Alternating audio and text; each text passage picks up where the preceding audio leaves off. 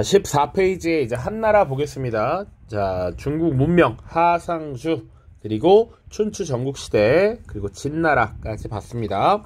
자, 한나라 보도록 하죠. 한나라 요거 시기도 조금만 볼게요.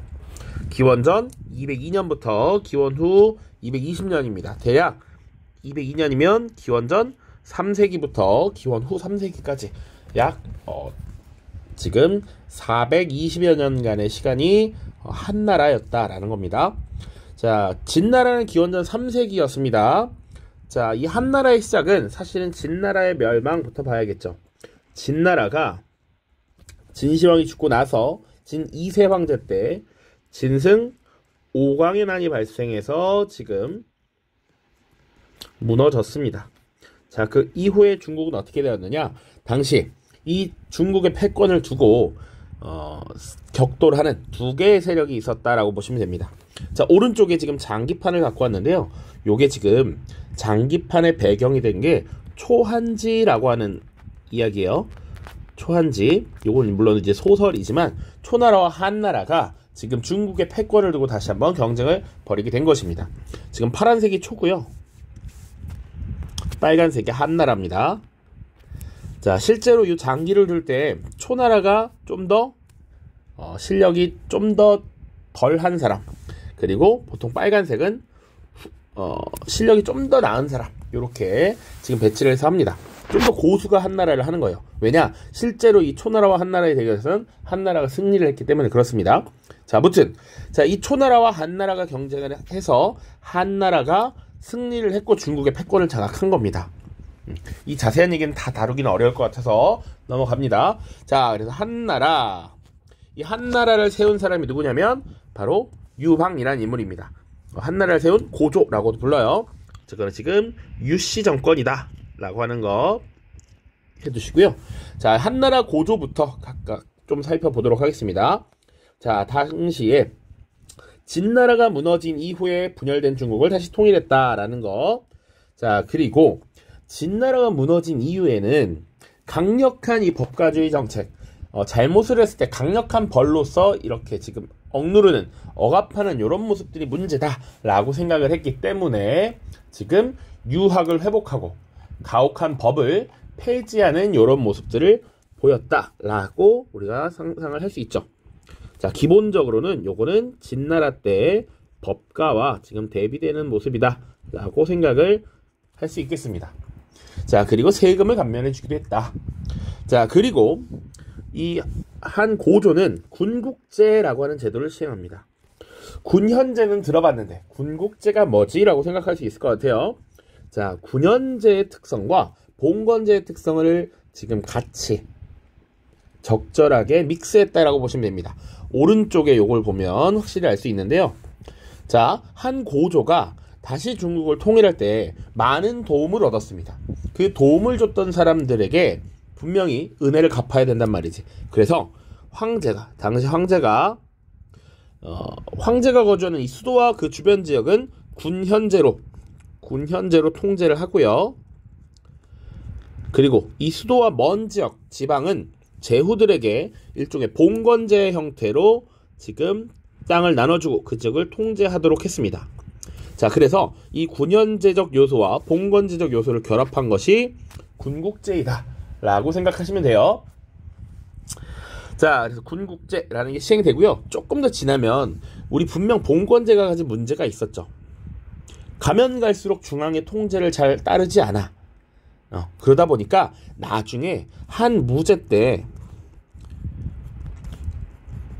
당시 제후국들을 다 무너뜨리고 다시 황제가 직접 다스리는 군현제로 지금 다시 전환하게 된다라고 보시면 되겠습니다. 자, 그래서 지금 한 고조 때 중국을 통일하고 유학을 회복하고 군국제를 실시하고 그랬습니다. 특히 이 유학을 회복했다라는 건 주나라 때 시행됐던 덕으로서 통치하는 덕치주의라고 하는 것을 회복하는 것을 의미하기도 했습니다. 자, 그러나 사실은 이 한 고조는 유목민족이었던 이 흉노족의 공격을 받아서 위기에 빠지기도 합니다. 그것을 평성의 치, 혹은 평성의 치욕, 혹은 평성의 수치라고 이야기합니다. 그래서 흉노족과 싸우는데 전쟁에서 패배하고요. 이 흉노에게 물자를 제공하고 평화를 유지하는 이런 모습이 나타나기도 한다. 그래서 동아시아사에서는 이제 나중에 백등산 전투라고 해서 조금 더 자세히 다룰 겁니다. 자, 그 한 고조를 지나서 조금 더 시간이 지나서 무제 때가 되면 중간에 여러 황제가 있습니다. 다만 바로 넘어가는 것뿐이야. 무제 때가 되면 어떤 일이 있었느냐 좀 봐야 돼요. 이 한 무제는 중요합니다. 진시황과 더불어서 이 진나라 한나라 중국 고대사에서 가장 많이 출제가 되는 인물이다. 자, 대내적으로는 지금 군현제를 전국으로 확대합니다. 분명히 고조 때는 군국제를 시행했다라고 얘기했어요. 그런데 이제 중앙집권화를 강화하기 위한 군현제의 전국 확대가 있었다. 물론 당연히 제후왕들은 반발을 했습니다. 그러나 그것들을 무너뜨리고 결국 전국적으로 확대하는 데 성공했다. 자, 그리고 유교를 관학화합니다. 국가의 아주 중요한 통치 이념으로 삼았다라는 겁니다. 당시에 동중서라고 하는 인물이 건의를 했어요. 그래서 유교를 국가의 통치 이념으로 삼고, 그리고 이 유학을 교육하기 위해서 이 유학에서 중요하게 여기는 5개의 경전이 있습니다. 그래서 오경이라고 해. 이 오경의 전문가 박사를 설치하고 교육을 담당하게 하고요. 그리고 교육기관으로서 태학을 설립했다. 교육기관. 자, 그리고 대외적으로는 어떤 일이 있었느냐, 이렇게 그냥 간단하게 정리해 볼게요. 여기 한나라가 있고, 내용 보면 흉노 토벌을 위해서 장건을 대월제에 파견했다라고 되어 있습니다. 흉노는 항상 이 중국의 북방 지역에서 중국을 괴롭혔던 민족이죠. 그래서 흉노가 항상 골칫거리였단 말이야. 분명히 한 고조 때도 평성의 치라고 해서 흉노에 사실상 물자를 제공하고 국어를 함으로써 평화를 유지했단 말이죠. 그래서 이 흉노를 어떻게든 처리해야겠어. 그래서 예전에 흉노와 악감정이 있었던 대월지라는 국가가 있다라는 소식을 듣고 이 서쪽 지역에 대월지라는 나라와 동맹을 맺기 위해서 장건이라고 하는 인물을 파견합니다. 장건. 다 나와 있어요. 장건을 서역 대월지에 파견했다. 자, 이 과정에서 사실은 대월지와 연결되는 이 루트가 비단길 혹은 사막길이라고 하는데 이 루트가 개척되기도 했다. 자, 남쪽으로는 지금 중국 아래 베트남이 있죠. 이 베트남을 당시에 남월 혹은 남비엣이라고 했는데 남월을 정복함으로써 9개의 군을 설치했고요. 그리고 동쪽으로는 고조선을 정복하고 4군을 설치했습니다. 이렇게 네 방향으로 지금 대외 관계를 정리를 해볼 수 있어야 됩니다. 자, 그런데 문제는 대내적으로 군현제를 전국적으로 확대하고 유교도 간화화하기도 했고요. 지금 동서남북 할 것 없이 지금 엄청난 대외 정책을 벌이고 있었습니다. 자, 그런데 이런 잦은 대외 원정으로 인해서 국가 재정이 굉장히 악화됐다라는 것이죠. 그러다 보니 이 악화된 재정을 사실상 복구하기 위해서 통제 경제 정책을 시행했다라는 것 보셔야 됩니다. 구체적인 내용이 4가지 정도 있습니다. 첫 번째는 소금과 철의 전매 제도를 실시했습니다. 자, 소금과 철의 생산과 판매는 국가에서 관리한다라는 거야.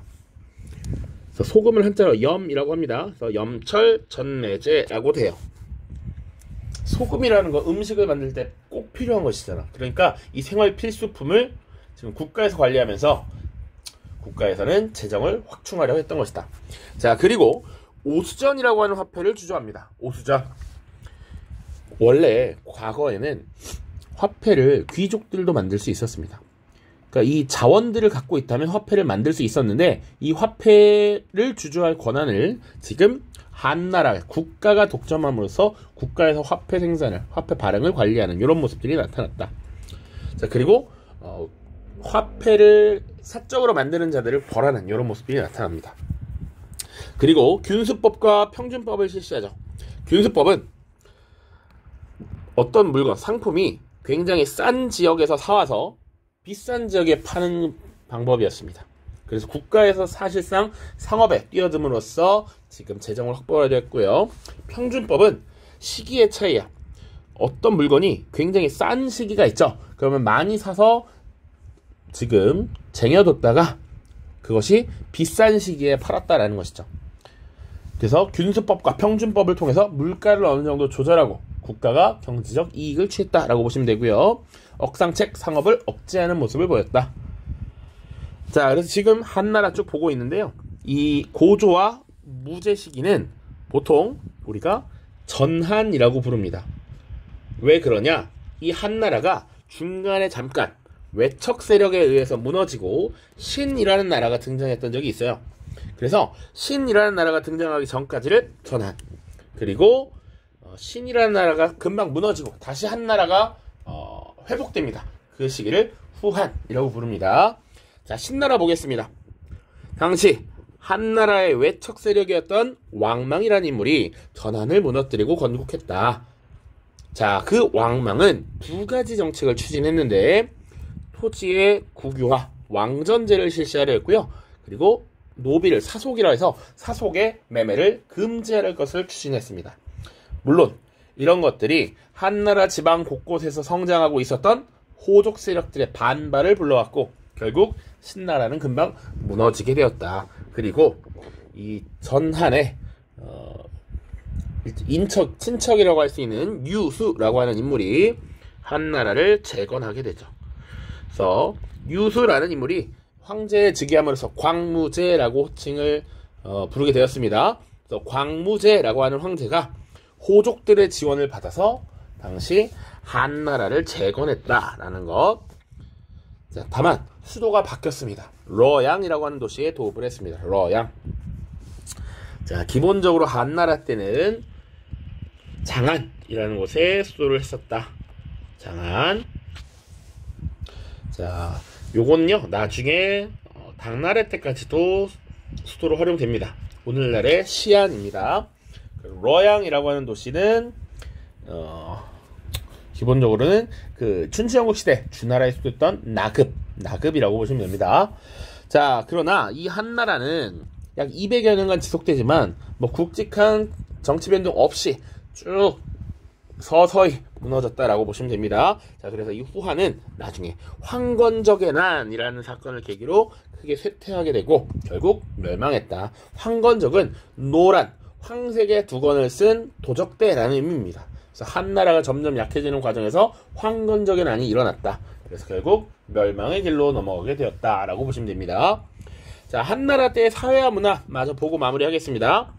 자, 아까부터 계속 호족 세력 이렇게 나왔어요. 그래서 한국사에서도 나오지만 이 호족 세력들은 보통 지방에서 어느 정도 토지를 소유한 부유한 이런 세력들이라고 보시면 돼요. 이 호족들이 한나라 때 주로 등장하고 형성되었다. 자, 이들은 기본적으로 향거 리선제를 통해서 중앙정치에 진출했다라고 나옵니다. 그러니까 지방에 사는 사람들 중에서 지역에서 인재를 추천해서 중앙관직에 등용시켰던 제도예요. 추천 혹은 천거라고 합니다. 근데 이 천거하는 기준은 뭐냐? 유학을 중요시 여겼기 때문에 부모에게 효도하는 사람 그리고 청렴한 사람을 중요시 여겼습니다. 그래서 이 향거리 선제를 효렴과라고도 불렀다. 자, 아무튼 향거리 선제를 통해서 중앙정치로 진출하는 이 지방 세력들이 성장했는데 이들을 호족이라고 불렀다라고 보시면 되고요. 그리고 또 중요한 것 중에 하나가 훈고학이 발달합니다. 훈고학.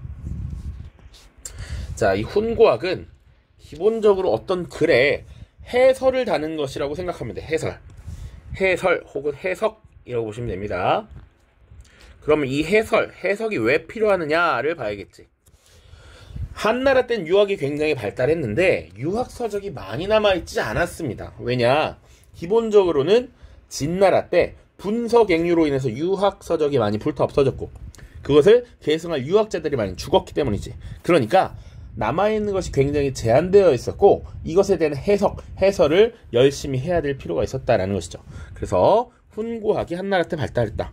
특히 한나라 때부터 발달한 이 훈고학이 사실은 뒤에 위진남북조, 수나라, 당나라 때까지 이어집니다. 그래서 이때 한나라부터 당나라 때까지 이어진 이 학문의 학풍을 보통 한당 훈고학이라고도 불러요. 한당 훈고학. 자, 이렇게 보시면 됩니다. 자, 그리고 후한 때 불교가 전래됩니다. 불교. 원래 불교는 인도에서 만들어진 종교였는데 당시 이 동아시아 지역으로 중국으로 지금 전파되었다. 자, 그리고 태평도와 오두미도가 발전하였다. 태평도, 오두미도. 요거는 일종의 도교적 요소와 토착신앙이 결합해서 만들어진 것이다. 태평도, 오두미도. 태평도는 뭐 장각이라는 사람이 창시했다라고 나와 있고요. 도교적 요소니까 뭐 산천을 숭배하고 늙지 않고 오래는 불로장생을 추구하는 이런 모습들이 주로 나타났다라고 보시면 돼요.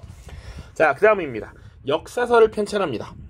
요거와 관련해서 중요한 것은 사마천의 사기입니다. 사마천의 사기.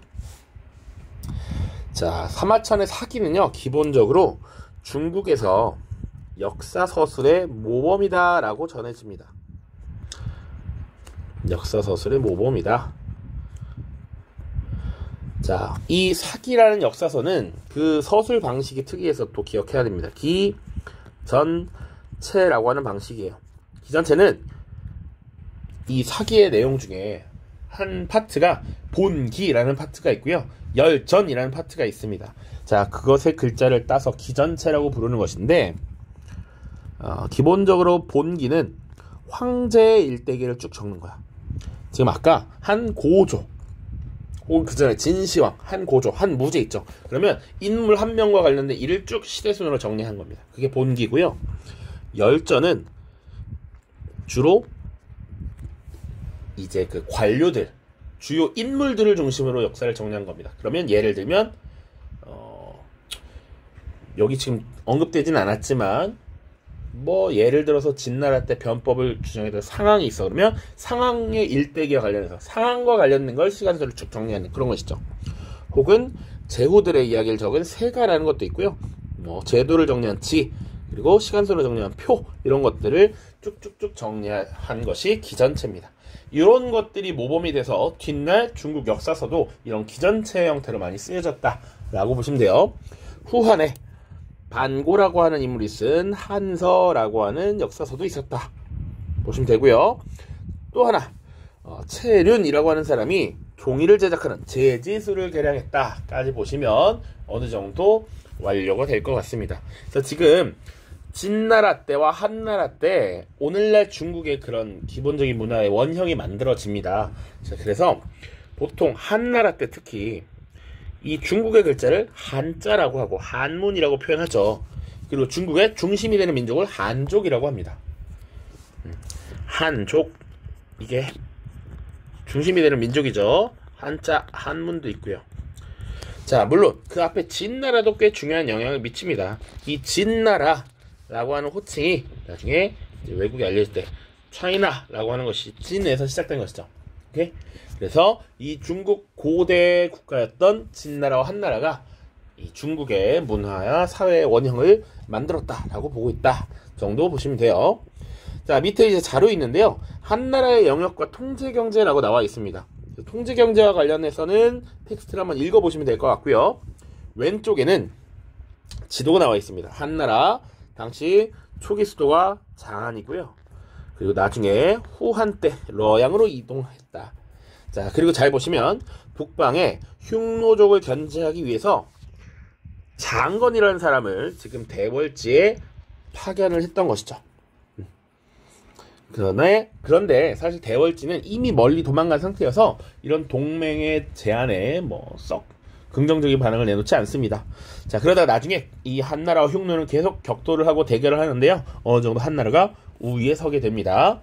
자, 여기 관련 있는 건 아니지만 남쪽에 남월을 정복해서 9개의 군을 설치했다. 그리고 동쪽에 고조선을 정복하고 4개의 군을 설치했다. 이런 것들 같이 기억하시면 될 것 같습니다. 자료 4번 왕망의 경제정책, 왕전제와 노비의 매매 금지, 요거 얘기했고요. 그리고 이제 한 무제 때 동중서의 건의를 받아들여서 유교를 통치 이념화했다 라는 것까지 보시면 되겠습니다. 자, 고생 많았고요. 다음은 문제풀이로 만나겠습니다. 안녕.